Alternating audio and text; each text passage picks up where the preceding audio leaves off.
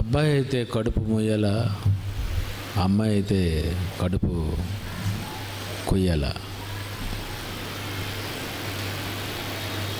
మానవ జీవితం, మానవ జన్మ అన్నది దేవుడు ప్రసాదిస్తే వచ్చేది. మనకి మనం పుట్టాలని మనం అనుకుని పుట్టలేదు. మనం పుట్టాలి అంటే మానవ జన్మ ఈ భూమి మీద జరగాలంటే స్త్రీ పురుషులు ఆదాము హవ్వలు భూమి మీద జన్మించాలంటే దేవుడు మాత్రమే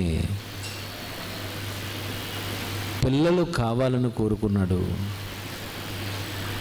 స్త్రీ పురుషులు కావాలని కోరుకున్నాడు. స్త్రీని గాను పురుషుని గాను దేవుడే నిర్మించాడు. ఇలా నిర్మించినటువంటి దేవుడు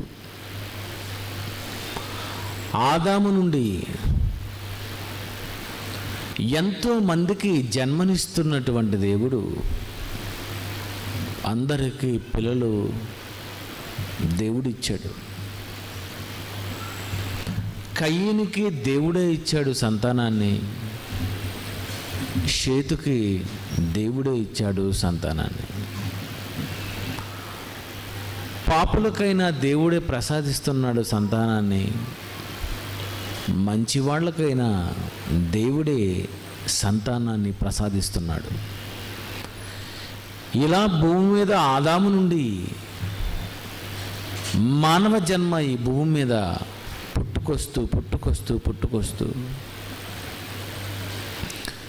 పుట్టుకొస్తున్నటువంటి ప్రతి వారు నోవాహు కాలంకి వచ్చేసరికి వాళ్ళు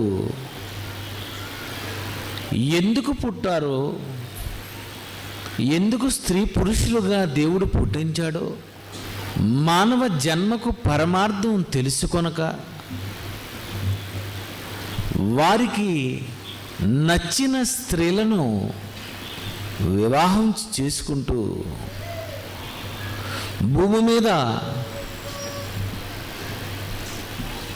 వాళ్ళ కోరికలు తీర్చుకోవడానికే స్త్రీ పుట్టింది అనుకొని, నేను భూమి మీద నా కోరికలు తీర్చుకోవడానికే నేను పుట్టాను అని అనుకొని దేవునికే హృదయంలో నొప్పొచ్చేటంతటి ఎత్తుకు మానవులు ఎదిగిపోయారు. దేవుడు నరులను చేసినందుకు తన హృదయములో నొచ్చుకున్నాడు అని ఆదికాండము 6:5 మీరు చదువుకున్నారు. మనుషులను చేసి నరులను పేర్లు పెట్టి భూమిని నిండించండి అని చెప్పినటువంటి దేవుడు పిల్లలు కావాలని కోరుకున్నదే దేవుడైతే, ఆ దేవుడు భూమి మీద ఉన్నటువంటి మనుషులను చూసి ఎందుకు చేశాను వీళ్ళని, ఎందుకు వీళ్ళని నేను పుట్టించాను? ఒకసారి చూడండి. ఆదికాండం 6వ అధ్యాయము 6వ వచనము 5వ వచనము, తాను నరుల చెడుతనము భూమి మీద గొప్పదని వారి హృదయం యొక్క తలంపులలోని ఊహ అంతయు ఎల్లప్పుడూ కేవలము చెడ్డదని యెహోవా చూచి తాను భూమి మీద నరులను చేసినందుకు యెహోవా సంతాపము నొందేడట. సంతాపం అంటే బాధపడడం వేరు, ఏడవడం వేరు. సంతాపము కర్మకాండ చేసినప్పుడు ఎవరైనా చచ్చిపోతే అప్పుడు సంతాప సభ పెడతారంటే, ఒక మనిషి చనిపోతే అప్పుడు ఉపయోగిస్తారు సంతాపం అంటే అయ్యో చచ్చిపోయాడు, అమ్మో చచ్చిపోయాడు, అయ్యో ఎంత పని జరిగిపోయింది, చూడండి, దీన్ని సంతాపము. అలా జరిగిందా, అలా చనిపోయాడా, అయ్యో ఎంత పని అయిపోయింది. ఈ పదం ఎప్పుడు వాడతామంటే సంతాప సభలో. అయ్యో మొన్నటి వరకు బాగానే ఉన్నాడండి, చాలా మంచోడండి, అబ్బబ్బబ్బా ఇలాంటి అతను ఎలాగండి చనిపోయాడు, ఏం జరిగిందండి. ఇక్కడ సంతాపం అనే పదం మనం వాడుతున్నాం, ఎందుకంటే అంత చావు అతనికి వచ్చింది, అంత బాధపడిపోతుంటాం. బాధను వ్యక్తం చేయడానికి చివరిగా పెట్టేదే సంతాపం అని. ఎలాగైతే మనం దానికి సంతాప సభని వాడామో, దేవుడు కూడా నరులను చేసినందుకు సంతాపము నొందాడట. హృదయములో నొచ్చుకొని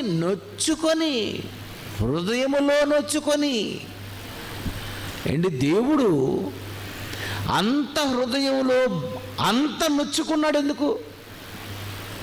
జీవరాశులు చేసినందుకు ఆయన బాధపడలేదు. సూర్యచంద్ర నక్షత్రాలను చేసినందుకు ఆయనకి ఏం ప్రాబ్లం లేదు. ఎవరిని కావాలని కోరుకున్నాడో వాళ్ళను చేసినందుకు, నరులను చేసినందుకు దేవుడు చెప్పేస్తున్నాడు. తన మాటను మనసులో ఏమనుకున్నాడో అది ఆదికాండములోనే దేవుడు రాసేశాడు, లోకానికి తెలియాలి అని దేవుడు అనుకునే బైబిల్లో ప్రారంభంలోనే ఈ మాటలు దేవుడు బైబిల్లో రాయించాడు. నరులను చేసినందుకు సంతాపము నొందేటట. సంతాపము. నేను ఎందుకు చేశాను, మీరు ఎందుకు అసలు ఇలా తయారయ్యారు? ఆదాముకు నేను ఒక భార్యనేనా ఇచ్చాను, ఒక పురుషునికి ఒక స్త్రీనేనా నేను ఇచ్చాను, ఒక స్త్రీకి ఒక పురుషుడు, ఒక పురుషునికి ఒక స్త్రీగా సాటి అయిన సహకారిగా నేను ఇచ్చాను. మీరేటి మీకు నచ్చినటువంటి స్త్రీలను వివాహం చేసేసుకుంటున్నారు. నేనెందుకు స్త్రీలను ఇచ్చాను? వచ్చింది ఇక్కడ తలపోటు. ఆదికాండం 6వ అధ్యాయము 1వ వచనం 2వ వచనం ఒకసారి చూడండి. నరులు భూమి మీద విస్తరింపనారంభించినప్పుడు, కుమార్తెలకు వారికి పుట్టినప్పుడు, దేవుని కుమారులు నరుల కుమార్తెలు చక్కని వారని చూచి వారందరిలో తమకు మనస్సు వచ్చిన స్త్రీలను వివాహము చేసుకొనిరి. మనసుకు వచ్చిన స్త్రీలను పెళ్లి చేసేసుకుంటున్నారట. స్త్రీని నేను ఎందుకు ఇచ్చాను అన్న సంగతి మర్చిపోయి మనసుకు వచ్చిన స్త్రీలను వివాహం చేసుకుంటున్నారట. వివాహమే ఉంచుకోవడం గట్ట కాదు, మళ్ళీ భలే రాశాడు ఇక్కడ. ఏం చేశాడట? లీగల్గా వివాహం చేసుకుంటున్నారట మనసుకు వచ్చిన స్త్రీలను. అంటే ప్రారంభములో ఉన్నటువంటి మనుషులు ఇద్దరే కాదట, ఇంకా ఇంకా ఇంకా ఇంకా ఇంకా తమకు మనస్సు నచ్చినటువంటి స్త్రీలను వివాహం చేసుకున్నారట. అంటే స్త్రీలను వివాహం చేసుకున్నందుకు ఎందుకు స్త్రీలను పుట్టించానో అన్న సంగతి మీకు అర్థం అవ్వకుండా, ఆదాముకు నేను ఒక్క స్త్రీనే ఇస్తే నీకు కూడా దేవుడు ఒక్క స్త్రీనే ఇచ్చాడు అని దేవుడు తెలుసుకోవాలి అని దేవుడు అనుకున్నాడు. కానీ వీళ్ళు ఇష్టం వచ్చినట్టుగా పెళ్లి చేసేసుకుంటున్నారట స్త్రీలను. ఎవరు? పురుషులు తమకు నచ్చిన స్త్రీలను వివాహం చేసుకుంటున్నారట. మరి స్త్రీలు చప్పుడు లేదు. కొన్ని స్త్రీలు ఏమనుకోవాలి? లోకమందు ఏ పురుషుడు లేడు గనుక పోన్లే ఈయనకే రెండో భార్యగా వెళ్ళిపోవాలి. చూడండి ఎంత ఘోరం జరుగుతుందో. లోకంలో ఎంతోమంది పురుషులు ఉన్నారు కదా, వాళ్ళను పెళ్లి చేసుకోవచ్చు కదా. ఎవరు లేరా? లోతు కూతురును ఏ తప్పు చేశారో ఆ రోజు నోవాహు కాలంలో కూడా ఆ స్త్రీలు పురుషులు అదే తప్పు చేశారు. చూడండి లోతు కూతుర్లు ఏం చేశారు? లోకమందు ఏ పురుషుడు లేడట. ఆదికాండం 19వ అధ్యాయము 31వ వచనం చూడండి. అట్లుండగా అక్క తన చెల్లితో, మన తండ్రి ముసలివాడు సర్వలోక మర్యాద చొప్పున మనతో పోవుటకు లోకములో ఏ పురుషుడు లేడట. అబ్బా, ఇటు లోతు ఒక్కడే ఉన్నాడా? సొదొమ గొమొర్రా పట్టణం అంతా నాశనం అయిపోతే ఆదాము నుండి వచ్చిన సంతానాలలో, నోవాహు నుండి వచ్చిన సంతానాలలో ఎవరు లేరా? ఎన్నున్నాయండి పక్క పక్కన. ఆ ఊర్లో లేడట. మరి ఆ ఊర్లో లేడని లోకమందు ఏ పురుషుడు లేడు. చూడండి ఎంత పెద్ద అబద్ధం ఆడుతున్నారంటే, మా వీధిలో మా ఊర్లో ఏ పురుషుడు లేడంటే బాగుంది. ఏమంటున్నారు వాళ్ళు?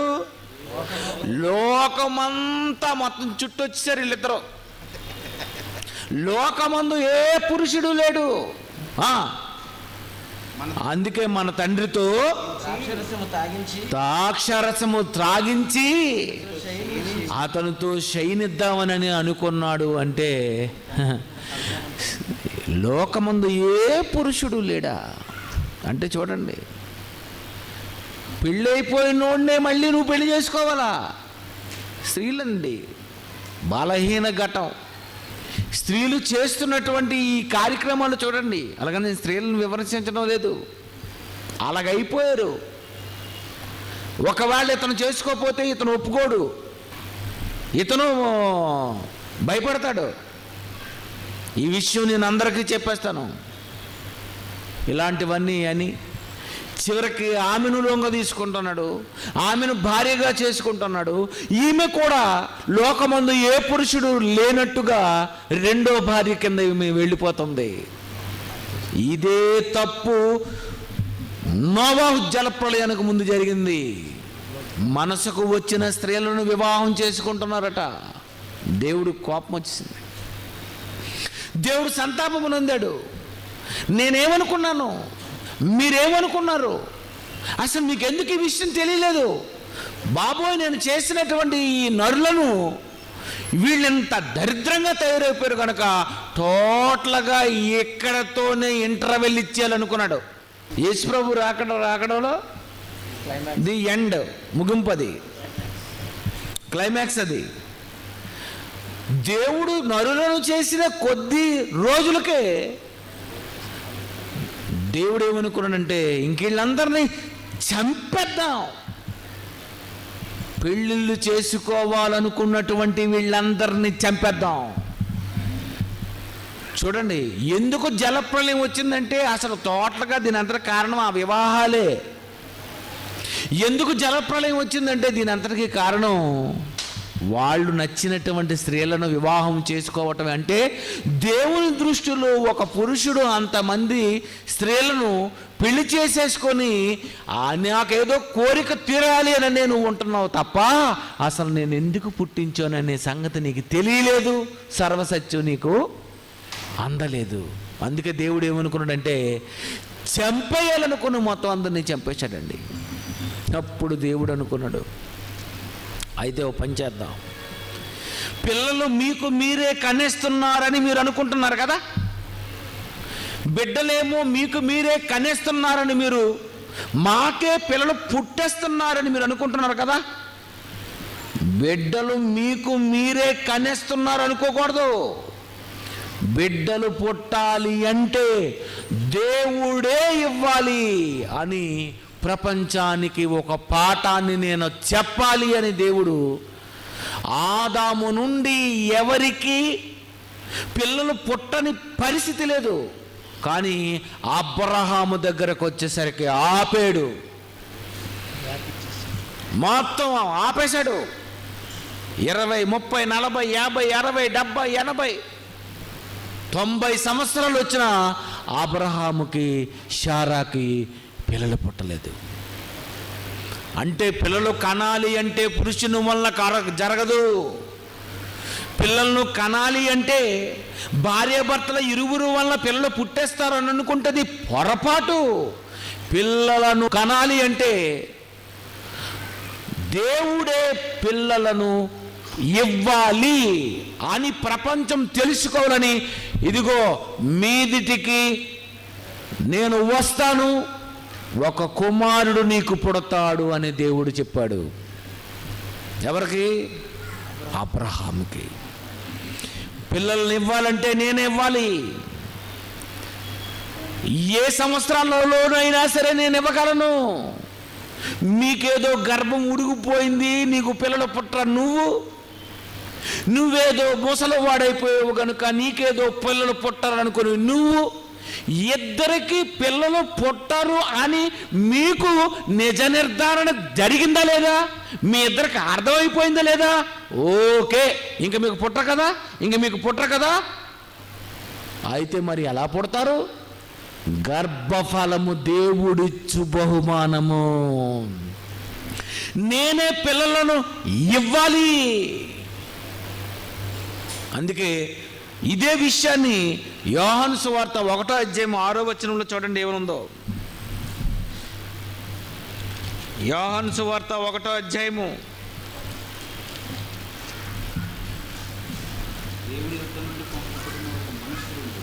13. వారు దేవుని వలన పుట్టిన వారే చెప్తున్నాడు. వారు దేవుని వలన పుట్టిన వారే, దేవుని వలనే పుడతారు. పిల్లలను మీరు కనేస్తున్నారు, మేమే కంటున్నాము, మేమే పుట్టించేస్తున్నాము అని మీరు అనుకోకండి. వారు దేవుని వలన పుట్టిన వారే. ఏమంటున్నాడండి? దేవుని వలన ఎవరైనా పుట్టినప్పుడు, గర్భవతిగా ఉన్నప్పుడు, ఏ భార్య భర్తలైనా ఏ రోజైనా ఈ మాట అనుకున్నారా చెప్పండి? మీలో ఎవరైనా ఎప్పుడైనా దేవుని వలనే నువ్వు గర్భవతి అవుతున్నావు అని ఎవరైనా అన్నారా? ఎవరైనా?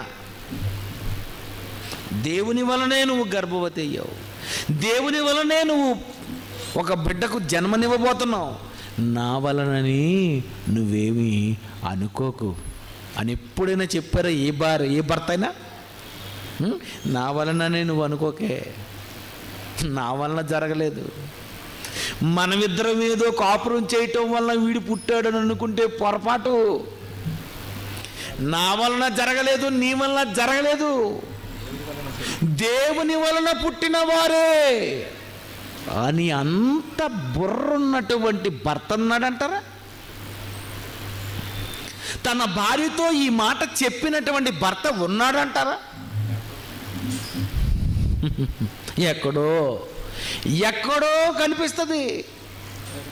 కానీ ఇప్పుడు అడుగుతున్నాను, ఏముందండి ఈరోజు?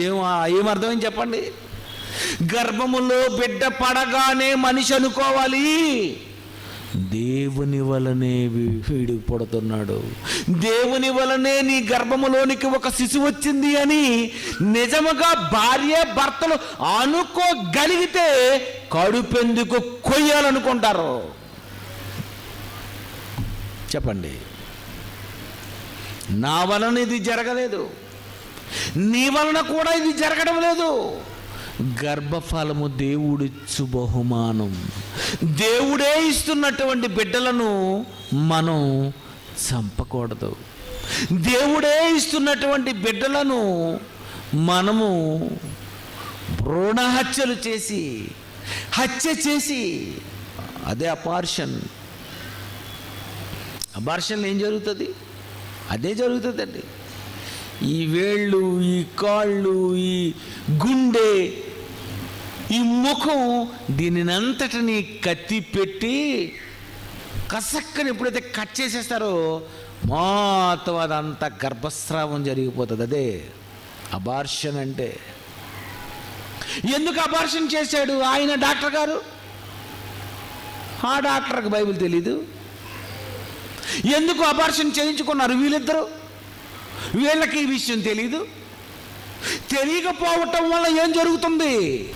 అమ్మాయి అయితే కడుపు కోసేస్తున్నారు, అబ్బాయి అయినా కడుపు కోసేసుకున్న వాళ్ళు కూడా ఉన్నారులేండి. మనకు ఇప్పుడప్పుడే పిల్లలొద్దు, చూసారా? పిల్లలను కనాలని వాళ్ళిద్దరికి వివాహం చేస్తే మనం కొంతకాలం అయిన తర్వాత బాగా సెటిల్ అయిన తర్వాత పిల్లల్ని కన్నాం. ఓరినాయన, ఎలాంటి వాళ్ళు లేరంటారా? ఎప్పుడు ఇస్తారో దేవుడు ఇస్తాడు, ఎప్పుడు ఇస్తే ఇవ్వని. మనమెందుకు అనవసరంగా ఇలాంటి ప్రయోగాలు చేయడం అని ఎవరు అనుకుంటున్నారు? చూడండి, అంటే విషయం తెలియక బైబిల్ చదివినా అర్థం కాక నేటి వరకు అసలు ఎందుకు ఇలా జరుగుతుంది, ఈ వ్యవస్థ ఎందుకు మారిపోయింది అంటే ప్రపంచంలో ప్రతి బడిలో బైబిల్ని బోధించకపోవటం వల్ల జరిగింది. ఇదంతా తల్లిదండ్రులకు తెలియకపోవటం వల్ల జరిగింది, లోకానికి ఎవరో చెప్పకపోవటం వల్ల జరిగింది. దేవుడే ఇవ్వాలి పిల్లల్ని. ఒకవేళ దేవుడు ఇచ్చిన తరువాత పిండముగా నువ్వు ఒకవేళ రాలిపోయావనుకో, అప్పుడు దేవుడు అంటున్నాడు, ఆ పిండం యొక్క గతి మేలు. ప్రసంగి గ్రంథం 6వ అధ్యాయం 3వ వచనము. ప్రసంగి గ్రంథము 6వ అధ్యాయం 3వ వచనము.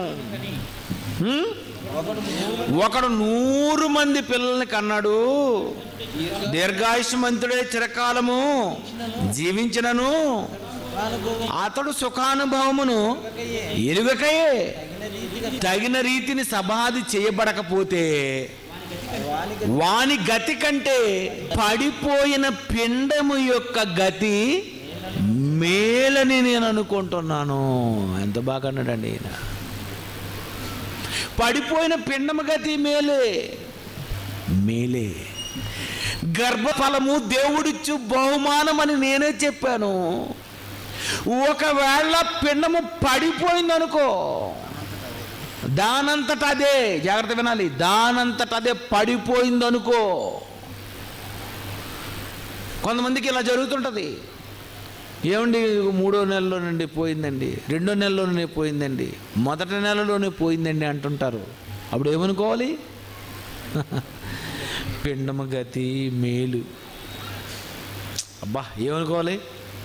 నిన్ను అనుకోమన్నాడు. ఏమనుకోమన్నాడు? పిండము యొక్క గతి మేలండి. వాడు వెళ్ళిపోయాడండి, పరదేశికి వెళ్ళిపోయాడండి. ఆమె వెళ్ళిపోయిందండి పరదేశికి. నిజంగా నా గర్భము నుండి వచ్చినటువంటి ఒక బిడ్డ నేను బయటకు వచ్చిన తర్వాత పెంచి పరదేశకో పరలోకానికే పంపించడం ఎంత కష్టమో, కానీ వీడు లక్కీగా వెళ్ళిపోయాడండి అని పడిపోయిన పిండము యొక్క గతి మేలు.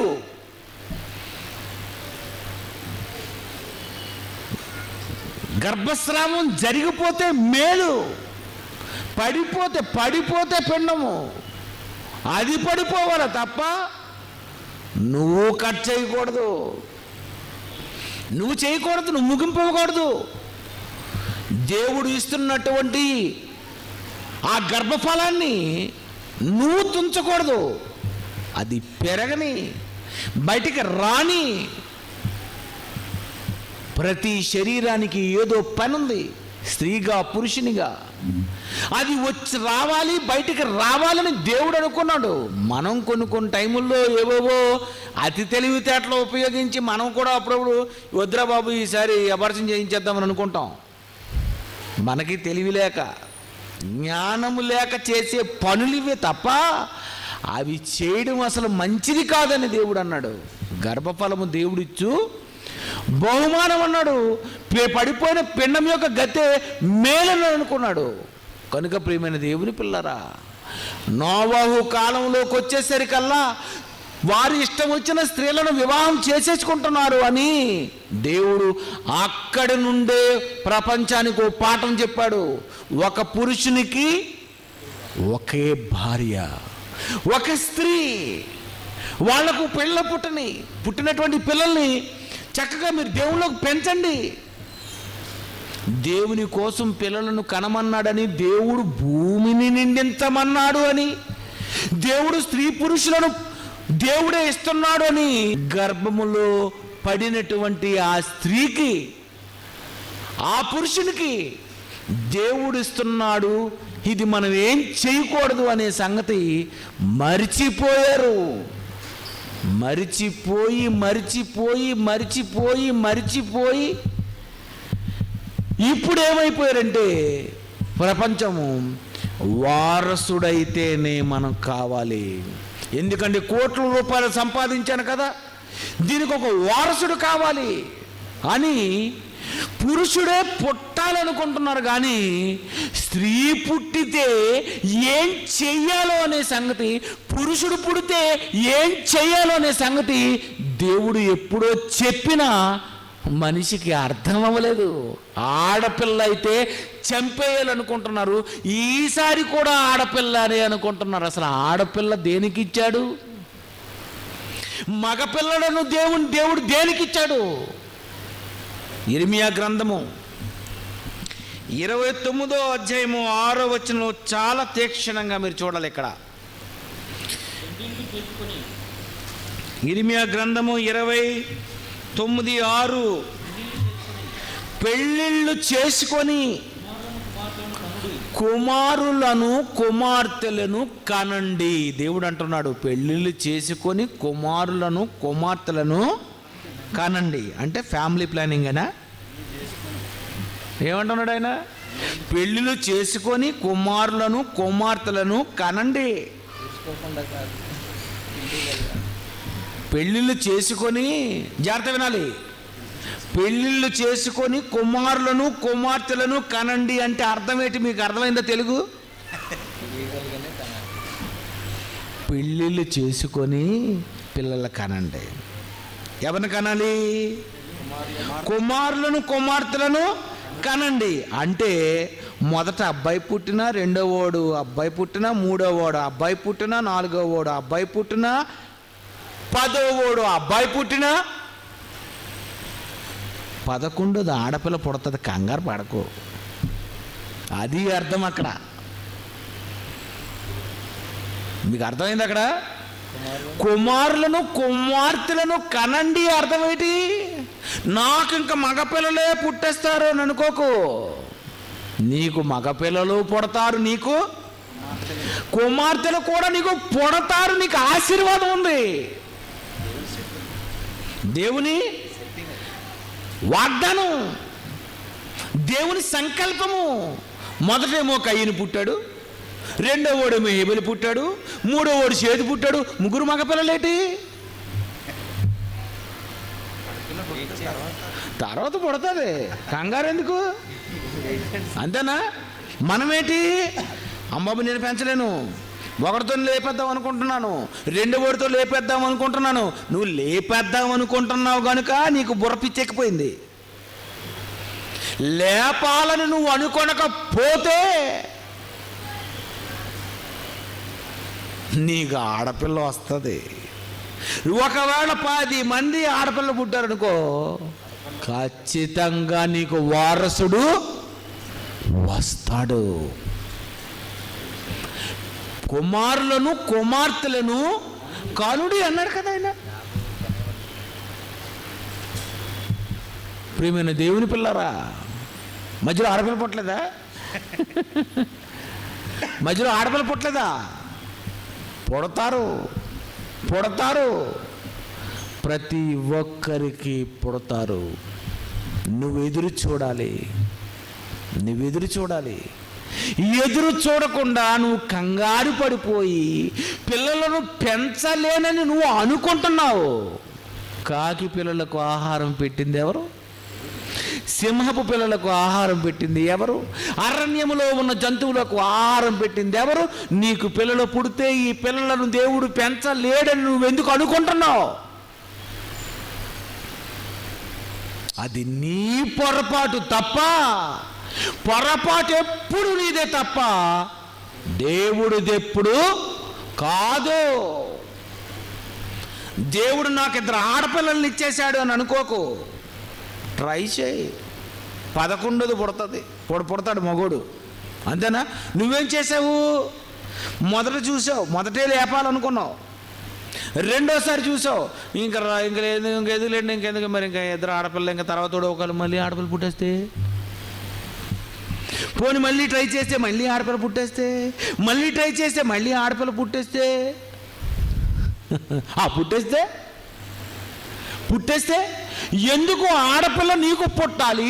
ఎందుకు నీకు మగబిడ్డ పుట్టాలి? కిందకి చదవండి, అసలు విషయం ఉంది అందులో. పెళ్ళిళ్ళు చేసుకొని కుమారులను కుమార్తెలను కనుడి, అభివృద్ధి పొందుటకై వారు కుమారులను కుమార్తెలను కనునట్లు నీ కుమారులకు పెండిండ్లు చేయడి, మీ కుమార్తెలకు పురుషులను సంపాదించుకొనిడి రాశాడు ఇక్కడ. కుమారులను కనండి. ఒకవేళ కుమారులు పుట్టినప్పుడు, ఒకవేళ కానీ కుమార్తెలు పుట్టేశారనుకో, కుమార్తెలు పుట్టినప్పుడు మీరేం చేశారు? మీరేం చేసుకోవాలి? ఓహో, నాకు కుమారులు లేరు, నాకు కుమారులు పుట్టలేదు అని నువ్వు నాటకాలు చేయకుండా కుమారులను పురుషులను సంపాదించుకోండి. అది మీ కుమార్తెలకు కుమారులను పురుషులను సంపాదించుకోండి. అంటే పురుషుడు కుమార్తె పుట్టిందంటే ఏమనుకోవాలి నువ్వు? అయితే కుమారుణ్ణి సంపాదించుకోవాలి అంటే ఎవరు? అల్లుడు గారు. అక్కడే వచ్చాడు జాన్సన్ పెట్టరు. మీరు కుమారులను సంపాదించుకొనుడి. ఎవరు కుమారులు? దేవుని కుమారులు. నీకు పుడితేనే దేవుని కుమారుడు, నీకు పుట్టిన కుమారులే కుమారులు అనుకోకండి. పురుషుడు దేవుని కుమారుడు, పురుషుడు నీకు కూడా కుమారుడే. ఏ పురుషుడైనా, ఎవరి పిల్లలైనా నా పిల్లలే, ఎవరి పిల్లలైనా మన పిల్లలే అని మీరు అనుకోవాలంటున్నాడు. బా, అలాంటి మనసు ఉందంటారా ఈరోజు? నాకు ఎవరి పిల్లలైనా చాలా ఇష్టం అండి. నాకు ఎవరి పిల్లలైనా చాలా ఇష్టం. నా కొడుకే నాకు అన్నది అసలు గుండెలో ఎక్కడా లేదు, నా బ్లడ్లోనే లేదు. నా కొడుకే నాకని ఉండదు ఎప్పుడు. నా కొడుకే నాకేటి?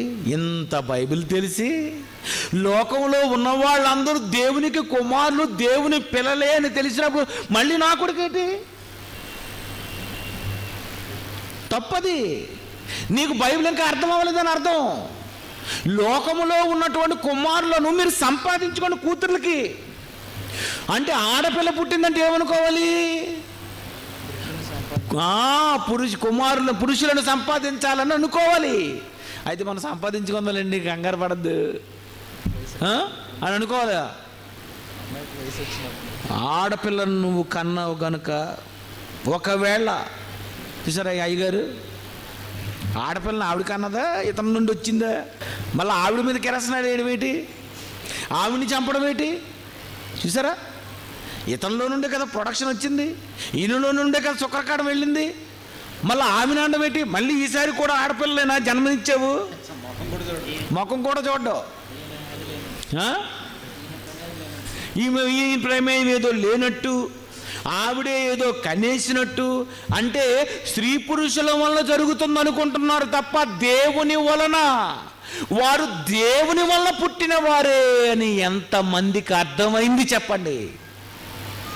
అందుకే దేవుడు రాశాడు, స్త్రీలు కానీ ఒకవేళ మీకు పుడితే మీరు పురుషులను సంపాదించుకోండి.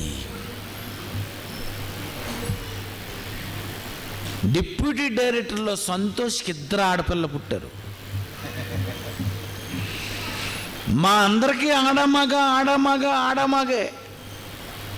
ఆ కుర్రోడికి 2 ఆడపిల్లలు పుట్టారనే ఈ సబ్జెక్ట్ నేను సంతోషిని బట్టే తీసాను తెలుసా. లేదా నాకు ఈ థాట్ లేదు. ఏటినైనా డిప్యూటీ డైరెక్టర్ అయి ఉండి ఆయనకి ఎందుకు 2 ఆడపిల్లలు ఇచ్చావు, ఒక ఆడ మగ ఇవ్వచ్చు కదా, మా అందరికీ ఆడ మగ పిల్లలు పుట్టారు కదా, మరి ఎందుకు సంతోష్కి 2 ఆడపిల్లలు పుట్టారు అంటే ఎందుకు పుట్టారు?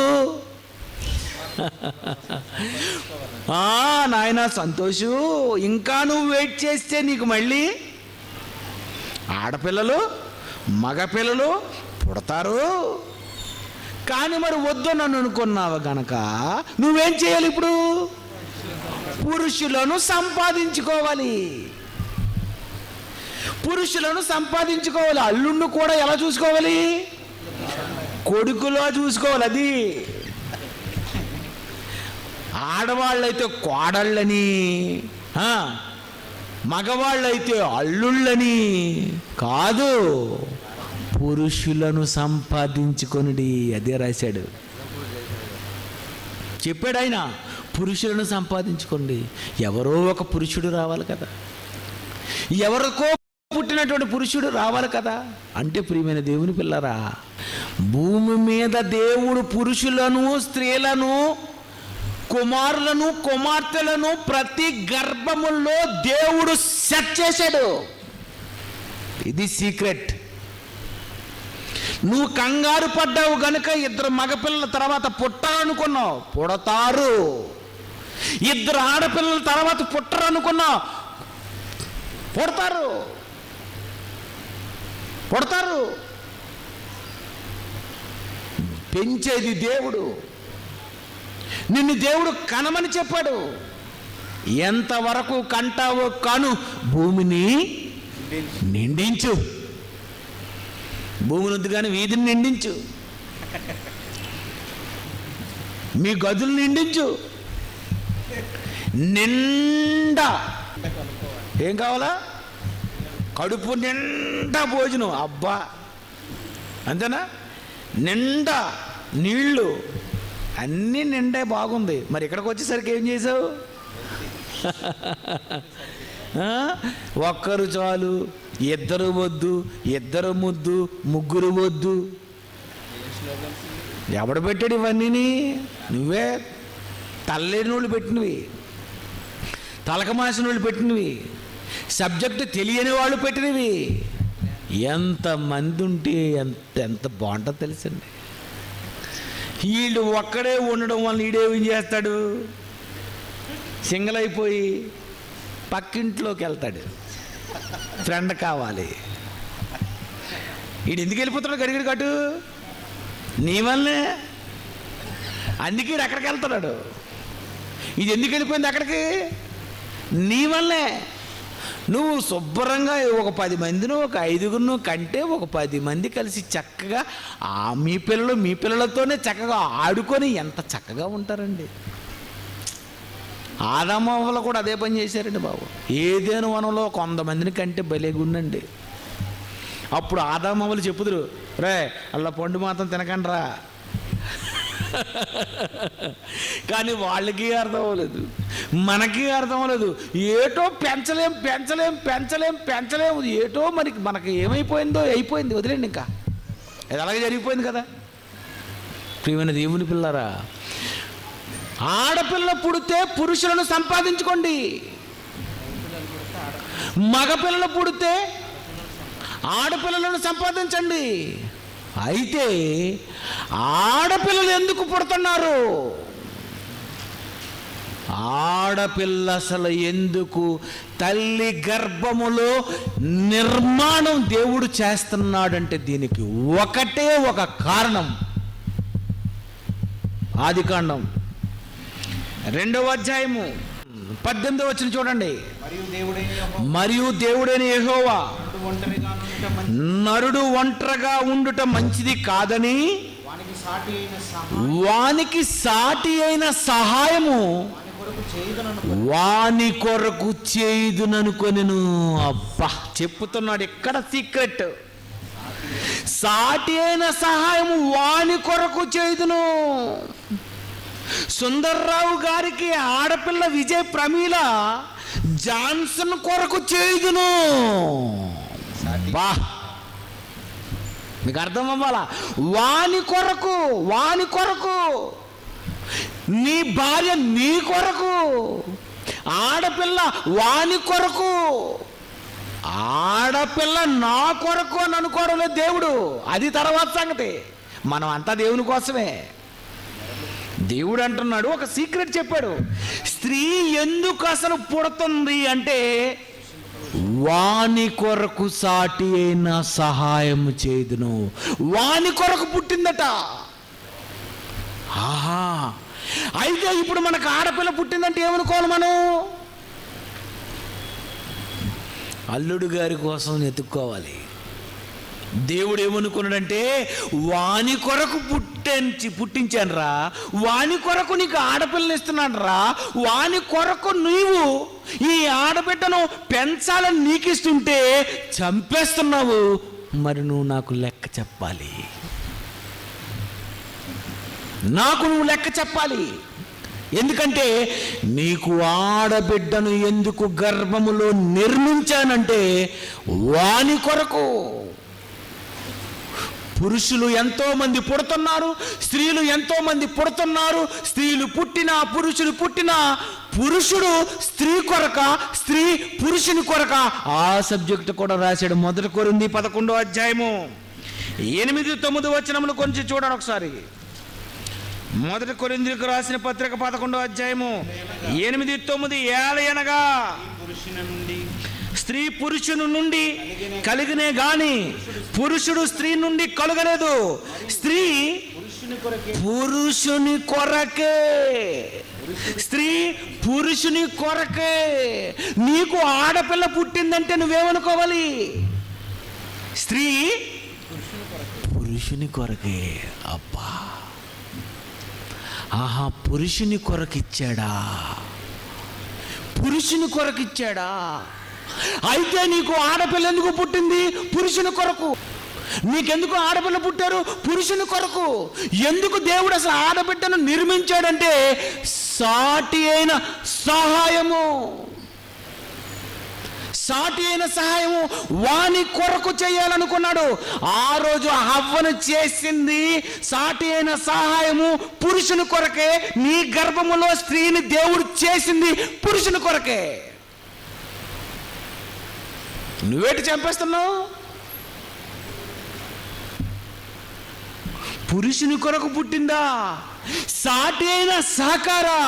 ఓకే ఓకే, సాటి అయిన సహకారా, సాటి అయిన సహకారా అంటే స్త్రీ పుట్టింది సాటి అయిన సహకారి పురుషుని కొరకు. అంటే ఇప్పుడు మనం ఏం చేయాలి? మనకు పుట్టినటువంటి ఆడబిడ్డలను నువ్వు నిజముగా దేవుని కొరకే పెంచగలను అనుకుంటే నీ దగ్గరే ఉంచేసుకో. పెళ్లి చేసుకోకుండా నీ కూతుర్ని ఉంచుకోవాలని ఒకవేళ అనుకుంటే, నువ్వు భక్తిగా పెంచగలను అనుకుంటే వివాహము లేకుండానే ఉంచొచ్చు. లేదా నీ బిడ్డకు పురుషునికి ఇచ్చి వివాహం చేయి.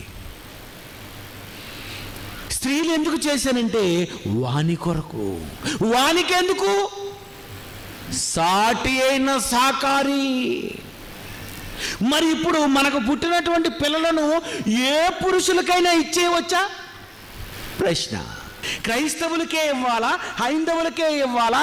ఎవరికైనా అన్యజనులకి ఇవ్వచ్చా? ఎవరికి ఇవ్వాలి?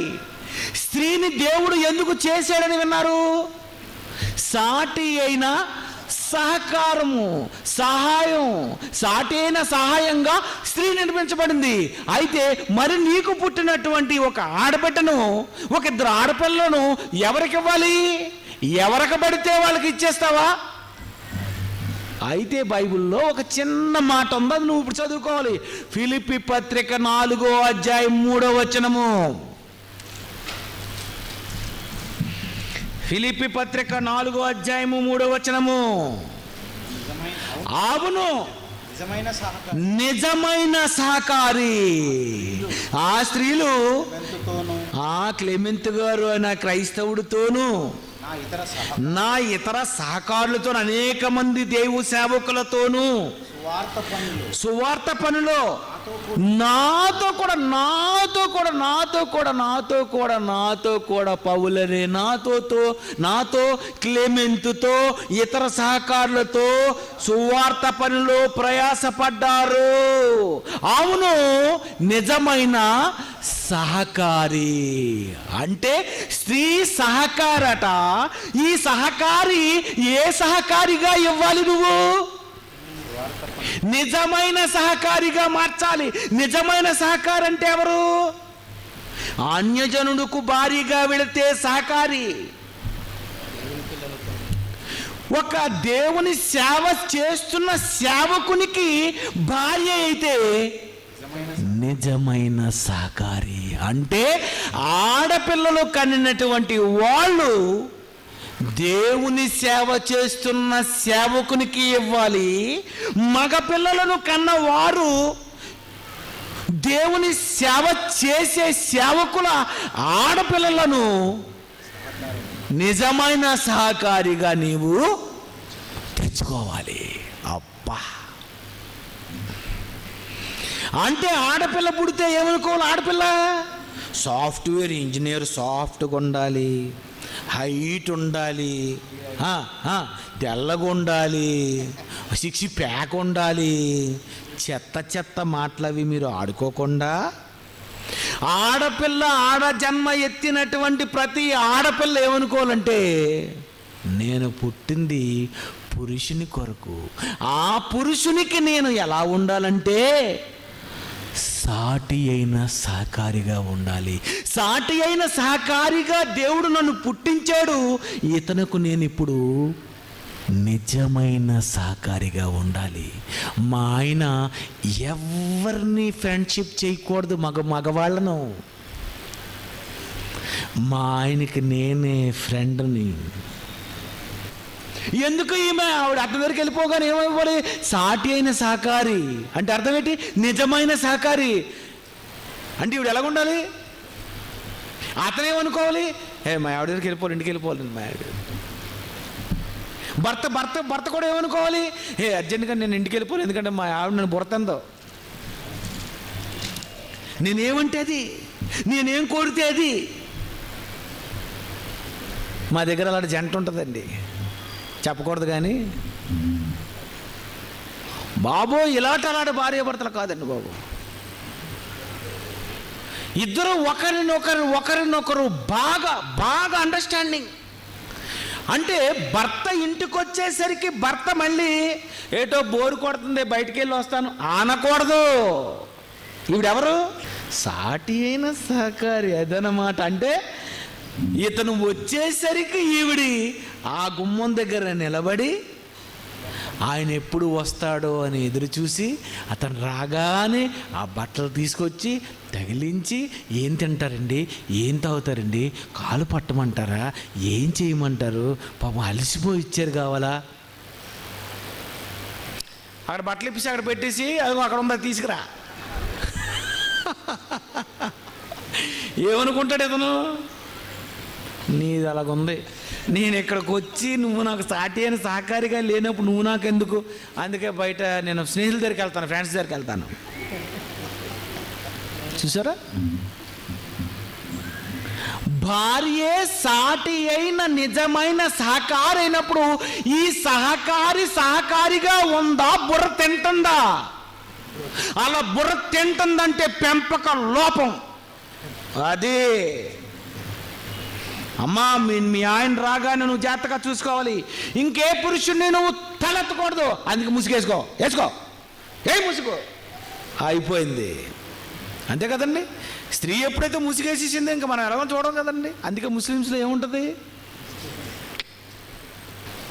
నువ్వు నిజంగా ముసుగేసుకున్నావు అనుకో, ఎంతమంది ఇంట్లోకి వచ్చినా ఏమనుకుంటారు, బాబు ఇంకా ఆవిడ్ని ఇప్పటి వరకు చూడలేదురా, అలా ఆయనే చూశాడురా. అప్పుడు అలా ఆయన కూడా ఏమనుకుంటాడు, అబ్బా ఇది ఎవరిని చూడదు. అంటే పోస్ట్ మ్యాన్ వచ్చినా పాల ప్యాకెట్లోడు వచ్చినా ఎవడొచ్చినా నా భార్య నువ్వు వాడు చూడడు. ఇది ముసుగేసుకొనే ఉంటుంది. ముసుగేసుకున్నప్పుడు వాడేమనుకుంటాడు, ఎందుకురా బాబు కనిపించిన ముఖం కోసం మనం తిరగడం అనుకుని పోతాడు. అదే అందంగా ముఖం ఇలాగ ముసుగు తీసింది అనుకో, గడిగడికి వస్తాడు, పరిచయం చేస్తాడు, మాట్లాడాలనుకుంటాడు. పెళ్ళైపోయినా పర్వాలేదండి అని అనుకుంటాడు. ఎందుకు అనుకున్నాడు? ముఖం చూపించి ఇంత పని చేసావు. అందుకే దేవుడు ఏమన్నాడు, మీరు చాలా ప్రమాదం తల్లి, మీరు అర్జెంటుగా కట్టనలు వేసుకోండి అన్నాడు. అంటే ముసుగు వేసుకోండి అని. ఎంత బాగా చెప్పాడండి దేవుడు. ప్రియమైన దేవుని పిల్లరా, స్త్రీని దేవుడు ఎందుకు నిర్మించాడు, ఎలా ఉండాలని అనుకున్నాడు, ఎవరికి భారీగా మారాలనుకున్నాడు, ఈ సహకారి ఏ సహకారిగా ఉండాలనుకున్నాడు? నిజమైన సహకారేనండి స్త్రీ. నిజమైన నిజమైన నిజమైన ఆడలకెక్కాల. నిజమైన భార్య ప్రేమించినంత ప్రేమ, స్త్రీలు చూపు ప్రేమ లాంటి ప్రేమ ఎక్కడ లేదండి. భార్య దొరికిన వానికి మేలు మేలు. ఎంత మంచి ఆవిడండి. అలా ఆయన తాగేసి వచ్చిన భర్త బాగులేకపోయినా, కొంతమందిని చూస్తుంటాం, ఆవిడ చూస్తే చాలా బాగుంటుంది, ఇతను చూస్తే బాగోడు, అయినా సరే ఈవిడ ఏమనుకుంటుందంటే అతను నాకు బంగారం. అలాగనుకోదా? ప్రతి స్త్రీ అనుకుంటుందండి. ప్రతి స్త్రీ అనుకుంటుందండి. ఎందుకంటే సాటి అయిన సహకారి నిర్మాణం. ఆవిడ వంట చేసి, ఆవిడే బట్టలు ఉతికి, ఆవిడే అన్నీ సిద్ధం చేసి, భర్తను పంపించి మళ్ళీ వచ్చినంత వరకు ఎదురు చూసి, మీరే తినండి, ఏంటి తినండి, ఈ కూర తినండి, ఇంకా తినరేటండి, తినండి అని ఆమెకు లేకపోయినా కూరంతా భర్తకే పెట్టిన స్త్రీలు లేరంటారా? స్త్రీ అంటే చాలా మంచిదండి. నరుడు ఒంటరిగా ఉండుట మంచిది కాదు, స్త్రీని ఇస్తే మంచిది అంటే మంచి దేవుడి. సహకారిగా ఉండవలసిన స్త్రీ. ఈ విషయాలు ఆదామవ్వల దగ్గర నుండి స్త్రీలకు తెలియలేదండి బాబు. మగ జన్మెత్తున ఆలోచించారు కానీ ఏ స్త్రీకి అర్థమైపోయింది? నిజంగా స్త్రీకి అర్థమైపోతే, ఏమండి నేనెవ్వరిని ప్రేమించనండి డాడీ, నేనెవ్వరిని ప్రేమించను, నిజమైన దేవుని సేవకునికి ఇచ్చి నాకు పెళ్లి చేయండి. దేవుడు అన్నాడు కదా, నిజంగా నీ తండ్రి నీ తల్లి బైబిల్ తెలియక పిచ్చి వేషాలు వేస్తే అప్పుడు నువ్వు ప్రేమించు. ఒక మంచి దైవ సేవకుణ్ణి సువార్తలో తిప్పి నిన్ను స్వర్గానికి నడిపించే మంచి భర్త అయితే, మంచి పురుషుడైతే, మంచి వాక్యోపదేశకుడైతే, మంచి క్రైస్తవుడైతే, దేవుని పని చేసేవాడైతే, అలాంటి వాడికి సాటి అయిన సహకారి వైపో. సహకారిగా పుడుతుంటే నువ్వేమైపోయావు? అపకారి వైపోయావు. సహకారికి అపకారి డాక్టర్, సహకారికి అపకారిగా తల్లి, సహకారికి అపకారిగా తండ్రి. ఆడపిల్లల్ని చంపే ప్రతి వాడు ఆపకారే. ఆవిడ పుట్టింది సహకారిగా. సహకారిని ఏం చేస్తావు? కడుపు కొయ్యాలంటావా? ఛా, నీకు అర్థం అవ్వలేదు. నేనెందుకు చావాలి నాన్న?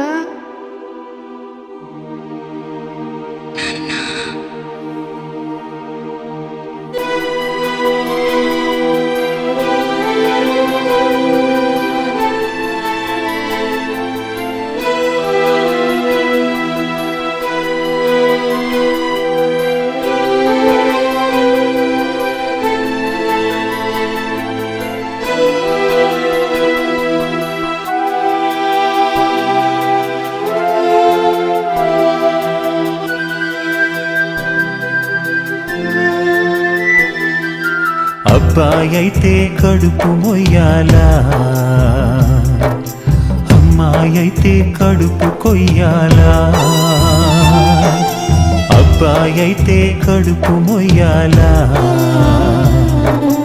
అమ్మాయైతే కడుపు కొయ్యాలా.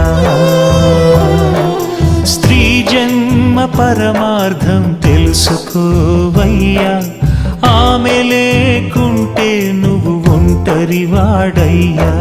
స్త్రీ జన్మకు పరమార్థం తెలుసుకోవయ్యా, దేవుడు స్త్రీనివ్వకుంటే ఒంటరివాడయ్యా. సాటి అయిన సహకారి స్త్రీ సేవకునికి తోడుంటే నిజమైన సహకారి స్త్రీ. సాటి అయిన సహకారి స్త్రీ సేవకునికి తోడుంటే నిజమైన సహకారి స్త్రీ. అబ్బాయైనా అమ్మాయైనా దేవుడిచ్చు బహుమానమే. అబ్బాయైనా అమ్మాయైనా దేవుడు చెక్కిన రూపమే. అబ్బాయైతే అమ్మ మోయాలా, అమ్మాయైతే కడుపు కొయ్యాలా. అబ్బాయైతే అమ్మ మొయ్యాలా, అమ్మాయైతే కడుపు కొయ్యాలా.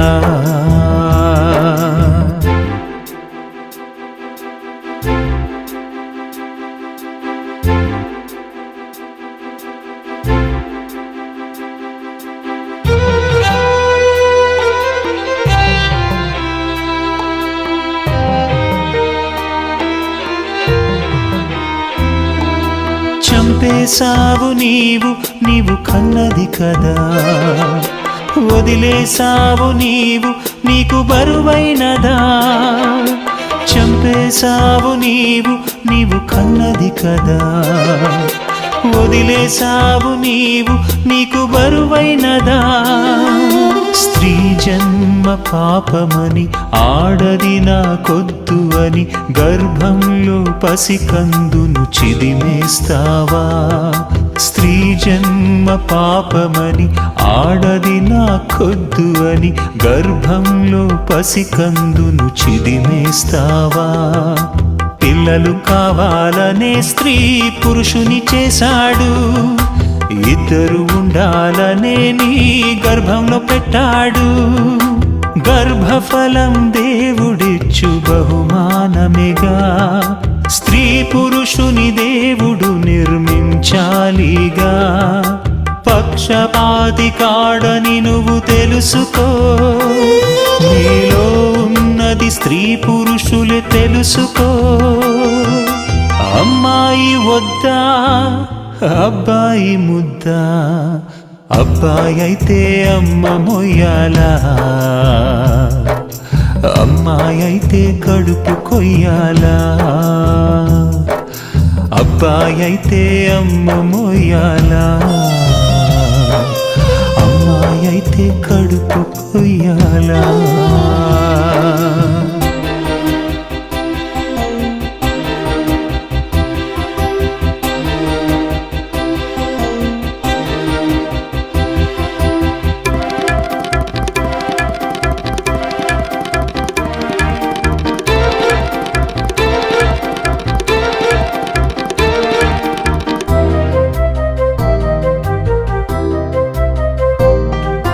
పురుషునిలో శుక్రకణాలున్నవి కదా, అవి స్త్రీలో ఫలదీకరణం చెందాలి కదా. పురుషునిలో శుక్రకణాలున్నవి కదా, అవి స్త్రీలో ఫలదీకరణం చెందాలి కదా. దేహం నిర్మించుటకు స్త్రీ అవసరమైతే దేహాన్నిచ్చే స్త్రీనే చంపేస్తావా. రక్షకుడే పుట్టుటకు కన్యక అవసరమైతే ఆ దేవుని సంకల్పం ఎదిరిస్తావా. ఎంతో మంది మంది స్త్రీలనే కంటూ ఉన్నారు. కట్నాలిచ్చి వివాహాలు చేసేస్తున్నారు. స్త్రీగా పుట్టడమే నేరం అంటావా? ఆ దేవుని చేతి పనిని తప్పంటావా? నిర్మించినది దేవుడని చెప్పవా? స్త్రీ పురుషుని ఇస్తుంటే గమనించవా? ఆడపిల్ల వద్ద జన్మనిచ్చే తల్లెవరి కొద్దా? అబ్బాయి అయితే అమ్మ మొయ్యాలా, అమ్మాయి అయితే కడుపు కొయ్యాలా? అబ్బాయి అయితే అమ్మ మొయ్యాలా, అమ్మాయి అయితే కడుపు తీయాలా?